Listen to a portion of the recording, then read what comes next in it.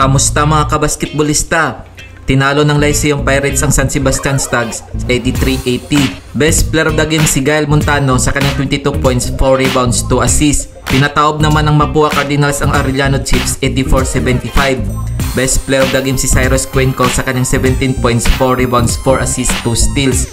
Kung umabot ka dito sa video na to, mag-like na at subscribe. Heto ang mga laro ngayong November 18, 2023. Maghaharap ang San Bida Red Lions at GRU Heavy Bombers alas 9:30 ng umaga. Maglalaban naman ang EAC Generals at Perpetual Altas alas 3 ng hapon. November 19, 2023, maglalaban din ang Arellano Chiefs kontra sa Lyceum Pirates alas 12 ng tanghali. Maghaharap naman ang Benilde Blizzards kontra sa Litran Knights alas 2 ng hapon. Heto ang team standings as of November 17, 2023. Mapua Cardinals 14 wins, 3 losses. Lyceum Pirates 12 wins, 4 losses. College of St. Benilde Blizzards 10 wins, 6 losses. GRU Heavy Bombers 10 wins, 6 losses. San Bida Red Lions 9 wins, 6 losses. Emilio Aguinaldo College Generals 8 wins, 8 losses. Perpetual Altas 8 wins, 8 losses. San Sebastian Golden Stags 5 wins, 11 losses.